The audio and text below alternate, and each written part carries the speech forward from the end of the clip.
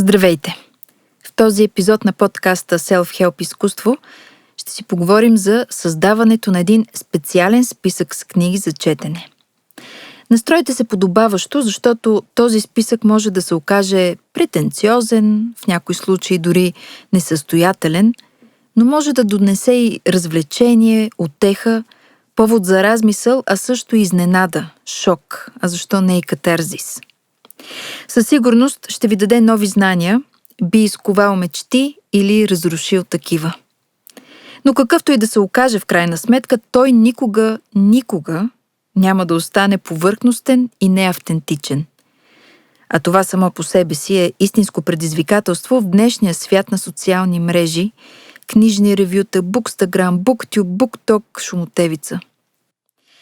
Предстои да чуете 4 съвета за куриране на уникален списък с книги за четене, който ще отразява вас, а не масовите тенденции през идната година.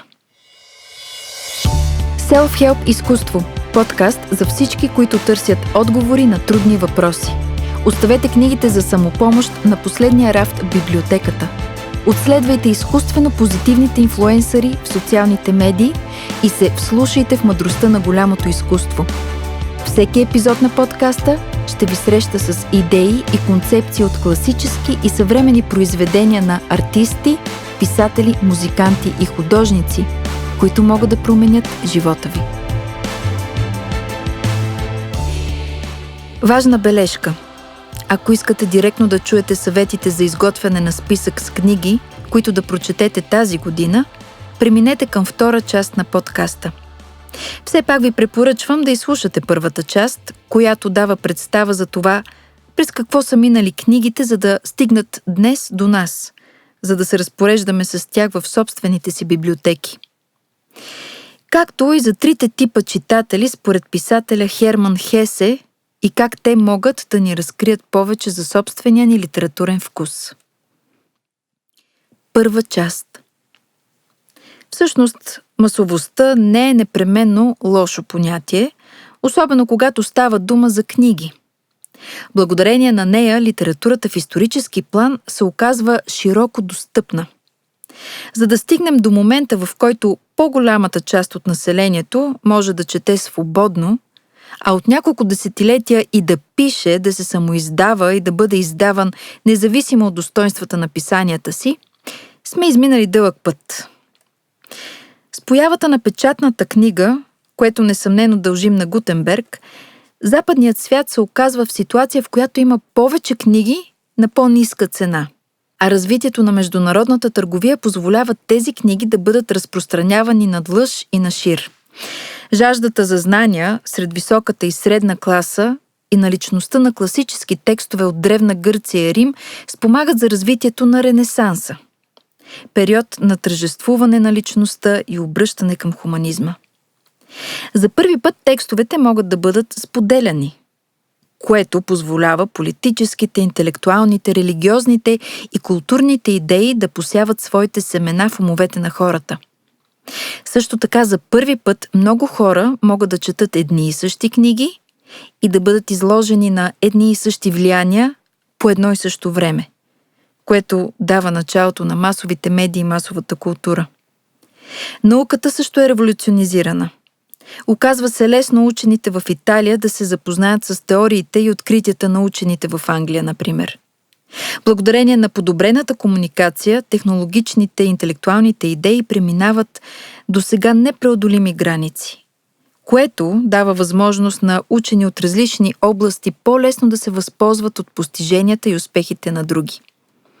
С разцвета на Ренесанса се вдига и нивото на грамотност. Книгите стават достъпни за хора извън манастирските или университетските среди, което означава, че има и повече книги в ръцете на жените. На практика масовото производство на книги спомага за демократизирането на знанието. Това разпространение на информация обаче не е минало без съпротива. Римо-католическата църква, доминиращата институция в средновековна Европа, се разтревожила, че започва да губи контрол върху ситуацията. Папа Инокентий VIII настоява всички книги да бъдат предварително проверявани от църковните власти, преди да бъде разрешено отпечатването им. Едно от нещата, които църквата забранява, е Библията да бъде отпечатвана на език, различен от латинския. Сами си давате сметка, че това е бил език, който малцина извън духовните и научните среди разбирали. През 1517 година Мартин Лутер поставя началото на протестантската реформация. Той оспорва авторитета на църквата, като настоява, че хората имат право да четат Библията на собствения си език. Църквата се страхува, разбира се, от разпространението на така наречените народни библии, защото колкото повече хора имат достъп до текста, толкова по-малък е контролът, който църквата може да упражнява върху начина, по който той се тълкува. Опитът на католическата църква да контролира печатарската индустрия в крайна сметка се оказва невъзможен за поддържане и през следващите няколко века властта на църквата значително намалява, тъй като тя вече не е единственият пазител на религиозното знание, както е било през средновековието. Библията не е единственият текст, който започва да се издава на езици, различни от латинския. През Ренесанса нараства интересът към текстове, публикувани на местен език – речта на обикновените хора. Средната класа иска да чете книги, написани на родния им език. Сред първите известни произведения от този тип са Божествена комедия на Данте, отпечатана за първи път на италиански език, и кентербарийски разкази на Чосър, публикувани на средноанглийски. Все по-широко разпространение получават жанрове с популярна насоченост, като пиеси и поезия. През 16 и 17 век стават популярни ефтини и масови отпечатани книжки, които включват популярни балади, хумористични разкази или религиозни трактати. Разпространението им ясно показва, че вече книгите не се считат за свещени предмети, а са част от живота на обикновения човек. Поради високата стойност, която започва да се придава на човешкото знание, библиотеките процъфтяват. Както и в Древен Египет, библиотеките стават начин за демонстриране на националната мощ и богатство. Германската държавна библиотека в Берлин, например, е основана през 1661 година. А скоро я последват и други европейски центрове, като например Националната библиотека на Испания в Мадрид през 1711 година и Британската библиотека в Лондон през 1759 година. Библиотеките са били свързани с университети, клубове и музеи. Законът за обществените библиотеки на Обединеното кралство от 1850 година насърчава развитието на безплатни обществени библиотеки за заемане. След Американската гражданска война, обществените библиотеки процъфтяват в новообединените Съединени щати, подпомогнати от набирането на средства и лобирането от страна на женските клубове. Филантропът Андрю Карнеги спомага за пренасянето на ренесансовите идеали за художествено меценатство и демократизирано знание в 20 век, когато помага за основаването на повече от 1700 обществени библиотеки между 1881 и 1919 година. Сами осъзнавате колко векове и усилия са били нужни, за да можем днес, ние, съвременните читатели, да се наслаждаваме на собствените си домашни библиотеки, често препълвани и пръскащи се по шевовете от прочетени, непрочетени, стойностни и съмнителни книжни тела. Най-малкото, което можем да направим в жест на благодарност за възможността да се наричаме читатели, е да започнем да преценяваме кое си струва да четем. От тук идва и въпросът за високата и масовата литература. Това е най-щекотливата тема в читателските среди. Реакциите на читателите могат да бъдат доста бурни. Ако някой се престраши да нарече, например, любовните и криминалните романи ниска литература, класиките скучни отживелици, а съвременните интелектуални и теоретични книги бълвоч от неразбираеми концепции. Истината, както винаги, е някъде по средата, затова е важно сами за себе си да изясним две неща. Първо, какъв тип читатели сме? И второ, от какви книги имаме нужда в дадения отрязък от житейския ни път. В своя есе от 1920 година, наречено «За четенето и книгите», големият немски писател Херман Хесе отличава 3 типа читатели. Важното в неговата таксономия е, че един човек може да преминава от единия тип читател към другия и обратно, в зависимост от настроението си и читателския си опит. Първият тип е наивният читател. Цитат с мой превод. Понякога всеки чете наивно. Този читател консумира книгата, както се консумира храна. Той я яде, пие до насита, той е просто консуматор, независимо дали е момче с книга за индианци, слугиня с роман за графини или студент с Шопенхауер. Този тип читател не е свързан с книгата, както един човек с друг, а по-скоро като кон с неговия ездач. Книгата води, а читателят я следва. Има и високообразовани, много изискани читатели, които принадлежат изцяло към класата на наивниците.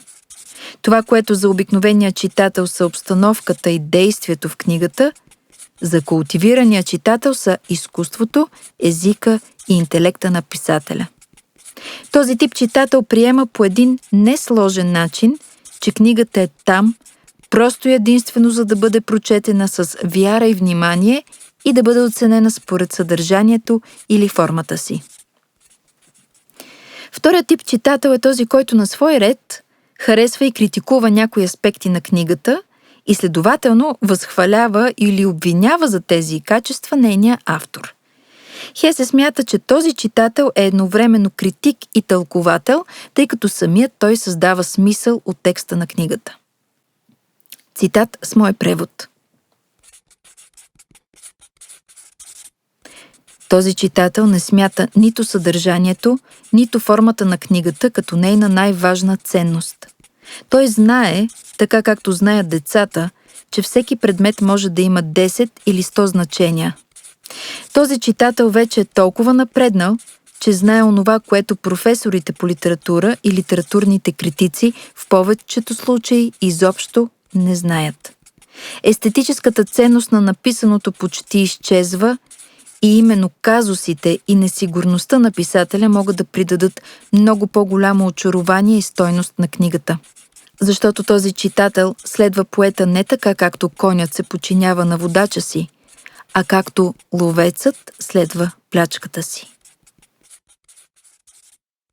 А ето кой е и третият, последен тип читател. Цитат с мой превод. Обикновено се нарича в кавички добър читател. Той има индивидуалност и его в такива размери, че се сблъсква с четенето като акт сам по себе си. Той не желае нито да се образова, нито да се забавлява. Той използва книгата точно като всеки друг предмет в света. За него тя е просто отправна точка и стимул. По същество за него е без значение какво чете. Той не се нуждае от философ, за да се учи от него, да възприема учението му или да го напада или критикува. Той не чете поет, за да приема неговата интерпретация на света. Този читател е в състояние, или по-скоро всеки от нас е в състояние, в часа в който се намира на този етап, да прочете каквото пожелае. Роман или граматика, разписание на железницата, черновата от печатницата. В часа, в който въображението и способността ни за асоцииране са на висота, ние наистина вече не четем това, което е отпечатано на хартията, а плуваме в потока от импулси и вдъхновения, които достигат до нас от това, което четем. Една реклама във вестника може да се превърне в откровение. Най-вълнуващите, най-утвърждаващите мисли могат да се родят от една напълно незначителна дума, ако я обърнем, играейки си с буквите, като с пъзел. На този етап човек може да прочете приказката за малката шапчица като космогония или философия, или като цветиста еротична поема. Или пък може да прочете етикета Колорадо Мадуро върху кутия пури, да си играе с думите, буквите и звуците и така да направи обиколка из 100 царства на знанието, паметта и мисълта. Взимайки предвид тези 3 типа читатели, без, разбира се, да се осланяме прекалено на това разделение, зададено от Хесе, можем да извадим заключение, че сме такива читатели, каквито имаме нужда да бъдем в конкретния етап от живота си. А това е тясно свързано и с книгите, които избираме да четем, и темите, които ни вълнуват. Търсим ли отговор на житейски въпрос? Искаме ли да разширим познанията си по дадена тема? Липсва ли ни магия и необикновеност в ежедневието? Имаме ли нужда от потвърждение на вижданията си? Търсим ли утеха и радост в книгите? Или предпочитаме да откриваме майсторско слово? Готови ли сме да се потопим в антиутопия? Или пък вярваме в доброто от човека и благосклонната съдба? Търсим ли интелектуални съмишленици, с които да мислим времето, в което живеем? Или се осланяме на езотеричното? Тези и още много други въпроси можем да си зададем, докато избираме кои теми ни вълнуват тук и сега. Ако днес усещаме себе си като читатели, които искат просто да се потопят в интересна книга и да забравят ежедневните си грижи, то няма нужда да се тормозим с по-взискателни четива. Ако пък сме настроени да тълкуваме и търсим сговаряне с големите идеи не само на автора, но и на времето, в което живеем и историята, която ни предшества, то вероятно имаме сили и нужда да поемем по-тежка и сложна литература. Ако пък сме особено философски настроени или душевно отворени към прозрения, което впрочем привидно се случва често и с всеки, но като чувство е измамно, можем тогава да посегнем към всичко, което ни привлече вниманието, като очакваме то да ни проговори. След тази дълга, но според мен важна прелюдия, можем да преминем и към някои по-конкретни съвети за избор на книги, които да включим в тазгодишния си TBR лист. Втора част. Първи съвет – погледнете се в огледалото. Спрете да следите кой какво чете и какви заглавия пропускате. Социалните медии ни правят лоша услуга със своята неспирна демонстрация на чужди вкусове и прочити. Визуалната страна на книжните постове и видеа също подвежда с демонстрацията на естетика и статус, които обаче са преднамерено стилизирани. Помислете от какво имате нужда. От дълги или от кратки четива? От съвременна или историческа гледна точка? От реалистичен или фантастичен текст? Какви теми вълнуват живота ви тук и сега? В каква посока искате да се развиете или да поведете читателския си живот? Има ли нещо, което ви тревожи и кое е онова, което ви доставя истинска радост и настроение? Поглеждайки домашната си библиотека, ще видите собственото си отражение. Като се променяте вие, тя се променя също. В нея има прочетени и обичани книги, такива, които са там само за демонстрация на статус, много недочетени и непрочетени, както и такива, които искрено не харесвате. Предлагам ви радикално решение. Пренаредете библиотеката си. Разделете я на 3 секции. В едната наредете книгите, които сте прочели вече. В друга отделете книгите, които значат много за вас и ви определят като читател и човек. А в третата оставете всички непрочетени книги. Сега е време да се заемете по-конкретно с третата секция с непрочетените книги. Това е първото място, от което трябва да започнете да съставяте списъка си за четене. От една страна ще си направите услуга, като оползотворите парите, които все пак сте инвестирали в тези книги. А от друга рискувате да бъдете очаровани и зашеметени от съкровищата, които доскоро са трупали прах по лавиците. И в двата случая сте в печеливша позиция. Поглеждайки се в огледалото, можете да различите признаците на промяна в читателския си вкус. Имате ли все още толкова силно влечение към фентази романите? Или пък от известно време храна за размисъл ви носи нехудожествената литература? Смятате ли, че класиката ви отекчава, но за сметка на това съвременната художествена литература ви изпълва с вълнение и смисъл? Дали случайно нямате нужда от мощния заряд на поезията или против всички закономерности се увличате по мисълта на древните философи. Отворете се за нови и различни жанрове. Украсете читателската си персона с безценни представители на мемоарната литература, на автобиографичните книги. Зачетете се в есета, в класики на научно-фантастичния жанр. Смразете кръвта си с трилъри или се отправете на пътешествие в миналото с исторически романи. Позволете си да изследвате нови литературни полета. През тази година аз лично ще намаля до минимум покупката на нови книги, но за сметка на това ще разчистя до голяма степен непрочетените заглавия в библиотеката си. Поставил съм си за цел да чета повече есета, поезия, философия и теоретични текстове, най-вече за средновековието. Втори съвет – черпете идеи и вдъхновения за заглавия от определени източници. Разбира се, всички имаме нужда от пътеводна светлина, когато става дума за изкуство. Слава Богу, в цялото интернет пространство има запазени кътчета за силни и смислени гласове, които ни дават ценна информация, перспектива, контекст и идеи за ценни четива. Помислете за 3-4 надежни източника, от които да си вземате идеи за книги.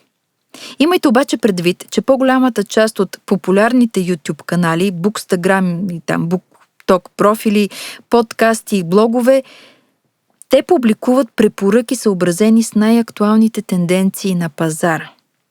Това работи за неопитни и непредречиви читатели, но всеки уважаващ времето, средствата и вкуса си човек би трябвало да включи критичния си апарат и много внимателно да подбира какво му се предлага. И така, първо, съсредоточете и канализирайте интересите и енергията си само на места, които си заслужават. Набележете си вече познато и доказало вкуса си лице или медия и задължително предизвикайте себе си с непознат ви досега източник на информация и вдъхновение. Второ, избирайте част от четивата си и според листата на големите литературни награди. Можете да бъдете актуални, да следите настоящите победители или да се върнете назад в годините и да четете носителите на Нобел, Пулицър, Букър, Перото, 13 века България, Гонкур, Хюго и така нататък. Трето, станете част от литературен клуб, в който забелязвате тенденция да се четат книги, които са ви по вкуса, или пък предлагат четива от напълно непознат ви жанр. Този тип клубове много помагат да се сближавате с читатели, да разширявате кръгозора си и да споделяте любимо занимание в напълно неангажираща среда. Четвърто, помислете за автор, чието творчество искате да изчетете. Това е много приятно и вълнуващо, бих казала, занимание, което може да ви отвори очите за развитието на таланта и личността на даден автор. Можете да проследите темите, които са го вълнували, социалните, историческите и житейските промени, които са му повлиявали и така нататък. Пето, съветвам ви да обръщате внимание и на библиографиите в книгите. Те най-често се намират в края на повечето нехудожествени книги. Хората обикновено така се плашат от тези безконечни изброявания на имена, на автори, на заглавия на книги, но сред тях ще откриете толкова скрити съкровища, колкото не можете да си представите. Освен това, благодарение на една добре съставена библиография, можете да задълбочите познанията си в сфера, към която към този момент проявявате интерес. Що се отнася до мен, през тази година аз лично ще се посветя на доизчитането на основни произведения на Вирджиния Вулф. И това, впрочем, е проект, който стартирах от миналата година в своя литературен клуб, информация за който ще намерите в описанието по-долу. Избрала съм си и някои източници на идеи, информация и вдъхновение. И сега ще ви ги цитирам накратко. Отново ще заложа на любимата ми от години Джес от YouTube канала Sunbeams Jazz, която чете интересен микс от съвременни романи, стоящи отвъд ярките прожектори, така наречените беклистед романи, научна фантастика и теоретични литературни изследвания. Наскоро се заслушах внимателно и в подкаста и живите предавания на издателство "Критика и хуманизъм", които ми помагат да се ориентирам в основни съвременни философски теоретични имена и заглавия, голяма част от които, признавам, абсолютно ме обезкуражиха по време на студентските ми години. Абонирах се и за Patreon профила на Бенджамин Макавой, чийто YouTube канал следя от години, но все отлагах така да се включа по-активно в неговия литературен клуб, в който се четат големи класически произведения, подплатени с интересни и задълбочени лекции. С нестихващ интерес и възхищение следя и дейността на Филизи 33. За тази платформа с лекции по литература и изобразително изкуство стои дуото доцент Лиза Боева и актьорът Ицко Финци. Нивото там е високо, а качеството на лекциите, видеята в YouTube и документалните филми е не толкова техническо, колкото същностно. Накрая, но не на последно място, ще продължавам да чета литературен вестник, който отразява смислената част от случващото се в полето на хуманитаристиката. С пълното осъзнание съм, че изпуска много качествени други платформи, но все пак колко може да поеме един единствен човек. Трети съвет – преминете към действие. След като се съсредоточихте да разберете кои са основните ви теми на фокус през тази година, кои жанрове ще предпочитате пред други и на кои ще дадете шанс, след като сте пренаредили библиотеката и отлично знаете кои книги трупат прах и чакат да бъдат изчетени, след като сте си набелязали 3-4 източника на вдъхновение и информация, които да ви помагат по пътя, избрали сте и автор, чието творчество искате да проследите от началото до края, решили сте да членувате в определен литературен клуб и не на последно място сте прировили библиографията на поне 2 нехудожествени книги, то сте готови да пристъпите към съставянето на първоначалния си списък за четене. Казвам първоначален, защото той е живо същество, което ще се изменя във времето. От него ще изпадат заглавия, но ще се присъединяват нови. Важното е да не изпускате от фокус целта си, а именно да четете стойностни неща, които ви носят знание, упование, вълнение, поводи за размисъл и уют. И така, помислете реално колко книги бихте могли да изчетете през тази година. Аз за себе си знам, че повече от 30-40 ми се опъват. Причините за това са 2 и те са тясно свързани. Чета книги с дълбоки теми и бавно темпо. Това изисква работа от моя страна, внимание, мислене, водене на записки. Но ако вие сте от хората, които четат бързо, вълнуват се от така повече от сюжет, герои и интересно обговаряне на важни за живота ви теми, то тогава бихте се справили по-добре от мен. И в двата случая сме читатели от плът и кръв и обичаме това, което правим. Така че в този спорт победители няма. И така, ето следващите стъпки. Отидете при рафтовете от библиотеката с непрочетени книги. Нека 40% от книгите ви за годината да са именно от тази секция. Избавете се от детинското чувство, ама аз тази играчка вече не ми е интересна, искам нова. Не, нека уважаваме книгите, авторите, преводачите и издателствата. Нека не превръщаме четенето в част от фаст културата. Направете така, че след години да се обърнете към библиотеката си и в нея да има прочетени книги, които значат нещо за вас и живота ви. След това, посетете любимата си книжарница, независимо дали е физическа или онлайн. Хората от провинцията не винаги имат достъп до множество заглавия в местните си книжарници, затова нека се възползват от услугите на издателствата и големите дистрибутори. Купете от тях 20% от книгите си за годината. Това може да са красиви нови издания, актуални заглавия или книжка-2 по препоръка на любезните книжари. След това, посетете антикварна книжарница, отново на живо или онлайн. От нея може да закупите стари заглавия, които са ценни за прочит, но по неведоми пътища не представляват интерес за сегашните издателства. Не оставяйте хубави, големи и важни книги да замират низвергнати. Освен това, купуването на книги втора ръка ви прави съпричастни към устойчивите практики на едно общество със съзнание за опазване на околната среда.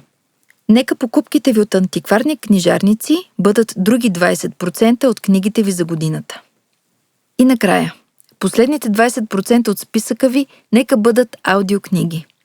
Слушането на книги е великолепен начин да ангажирате съзнанието си с смислена информация, както и да развивате непрестанно въображението си. Слушането през вековете е било едно от най-мощните средства за учене, за достигане до дълбоки прозрения, за забавление, за пропагандиране и дори за сплашване. Слухът е особено сетиво, което ни въздейства по различен начин от зрителното и тактилното. Когато бях преподавателка по български език и литература, ми правеше впечатление колко по-добре учениците осъзнаваха идеи и концепции, когато едновременно слушат и четат. Имам две сестри. И двете са различни от мен с оглед на това, че аз съм по-визуално възприемаща, докато те са силно кинетично възприемчиви. Обикновено такива хора се справят добре едва когато правят нещо на практика, но и посредством звукови стимулатори. Едната ми сестра, например, която се занимава с ветеринарна медицина, винаги е обичала да си записва уроци, лекции и упражнения на гласов носител и след това да ги слуша, докато се разхожда, докато се къпе, докато се храни и дори докато спи.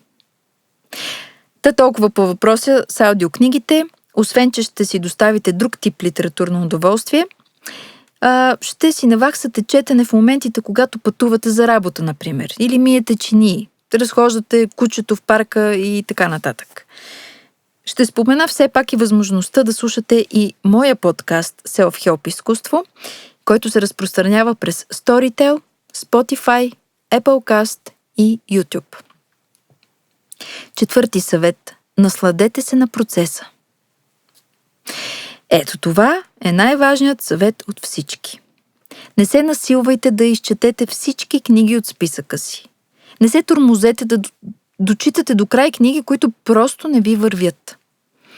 Не се самообвинявайте, ако дадена много важна, много популярна и много така интелектуална книга ви се стори пълна скръб.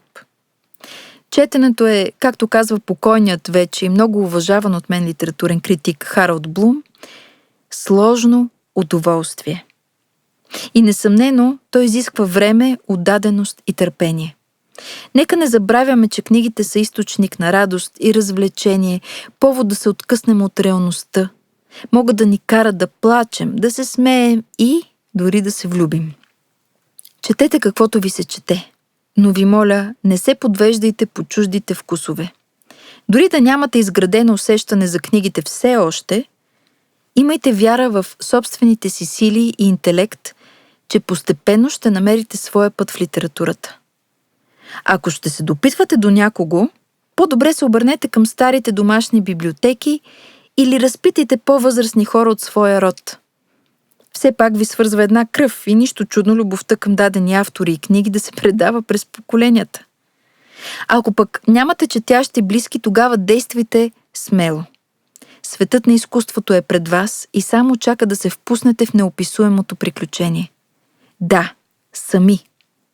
Някой ден именно тези, които не са следвали общите препоръки, ще станат вдъхновители и образци за добри читатели. Ако искате да четем заедно, можете да се присъедините към моя литературен клуб. Изпратете ми мейл с текст "Да четем заедно" на aetodorova@gmail.com и лично ще ви включа в мейл листата на клуба. По мейл ще получавате писма от мен с различна информация, но винаги с напомняне за актуалните ни четива и насрочени онлайн срещи. Последвайте ми в Instagram, където публикувам постове на книжна тематика, примесени с интересни открития в света на изобразителното изкуство. Името на профила ми е просто Августина.Тодорова. Всички споменати в епизода имена и адреси ще бъдат изписани в описанието отдолу. Пожелавам ви слънце и лекота в душата. До нови срещи! Self-Help изкуство – подкаст за всички, които търсят отговори на трудни въпроси. Оставете книгите за самопомощ на последния рафт в библиотеката. Отследвайте изкуствено позитивните инфлуенсъри в социалните медии и се вслушайте в мъдростта на голямото изкуство. Всеки епизод на подкаста ще ви среща с идеи и концепции от класически и съвремени произведения на артисти, писатели, музиканти и художници, които могат да променят живота ви.